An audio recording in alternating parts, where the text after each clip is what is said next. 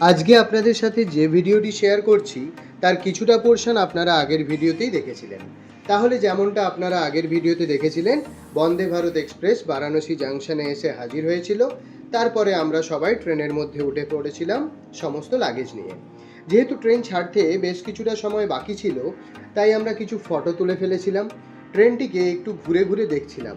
জানেন তো, আমার আর মেহুলির বন্দে ভারতের এক্সপিরিয়েন্স ছিল প্রথমবার। মা বাবা যদিও বা এর আগে দুবার চেপেছিল। তারপরে ট্রেনও ছেড়ে দেয়। শুধু ছেড়েই দেয় না, রীতিমতন দৌড়তে শুরু করে। ওই স্ক্রিনের ওপর আপনারা নিশ্চয়ই ট্রেনের স্পিডটি দেখতেই পারলেন। তারপরে চলে আসে প্রথমে নিউজ পেপার আর মিনারেল ওয়াটার। ওই যে দেখুন, নিচে দেখতেই পাচ্ছেন নমঘাট দেখা যাচ্ছে। কি যে সুন্দর লাগছিল আর কি বলবো আপনাদের। যেটা আমরা চোখে দেখতে পাচ্ছিলাম সেটা তো আর ক্যামেরা দিয়ে বোঝানো যায় না, তাই আপনারা কতটা বুঝতে পারছেন তা জানি না। এরপরেই আমাদের জন্য এসে গিয়েছিল গরম জল ও মশলা চায়ের পাতা। আপনাদের নিজেদের এটি তৈরি করে নিতে হবে।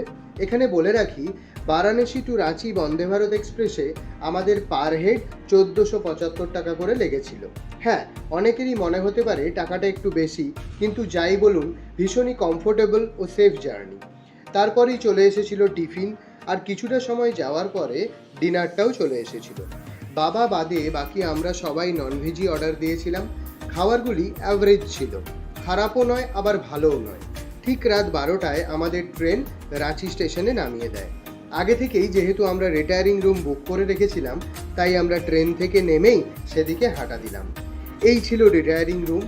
ভালো, কোনো হোটেলের থেকে কম কিছু বলা যায় না। এখানে আমাদের পার রুমে খরচা পড়েছিল 1200 টাকা করে। আমাদের 3টে রুম লেগেছিল, কারণ ওখানে নিয়ম রয়েছে একটি রুমে দুজনের বেশি অ্যালাউ নয়। দেখুন রুমের ভিতরটা কি পরিষ্কার, পুরো নিট অ্যান্ড ক্লিন। আর রুমের মধ্যে কি নেই, হোটেলে যেই সমস্ত জিনিস থাকে এখানেও সেগুলি পার্টিকুলারলি ছিল। তা আপনারা ভিডিওতে দেখতেই পাচ্ছেন কি কি ছিল আর না ছিল। ইভেন চা করার জন্য জিনিসপত্র দেওয়া ছিল। আচ্ছা, আপনাদের সাথে পুরো বেনারসের ভিডিও শেয়ার করলাম, কিন্তু আমরা কবে গিয়েছিলাম তা শেয়ার করাই হয়নি। আমরা মেদিনীপুর থেকে ট্রেনে চেপেছিলাম 28শে মার্চ, আবার ওখান থেকে ট্রেনে চেপেছিলাম 1 এপ্রিল। মাঝখানে মানে 3 দিন আমরা ওখানে ছিলাম। তো চলুন, আবার সকাল 6টায় রাঁচি টু হাওড়া বন্দে ভারত এক্সপ্রেস রয়েছে আমাদের বাড়ি ফেরার জন্য। তাই তাড়াতাড়ি করে ফ্রেশ হয়ে আমরা শুয়ে পড়েছিলাম। আবার আমাদের সাথে সকালবেলাতে দেখা হচ্ছে তাহলে।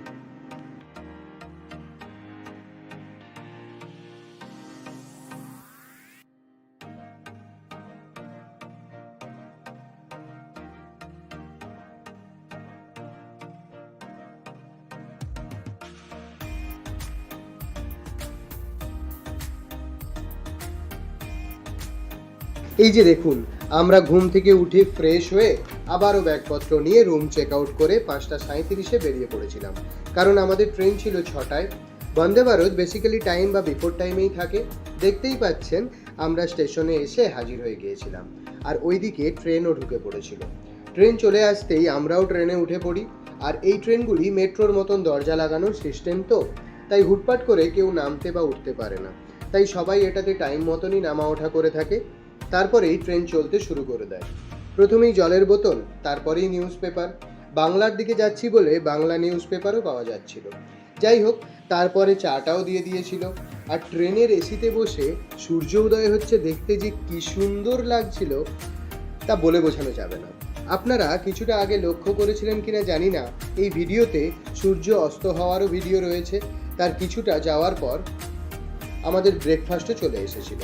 সত্যি কথা বলতে, যে পরিমাণে খাবার দেওয়া হয়ে থাকে তা একজন মানুষের জন্য এনাফ।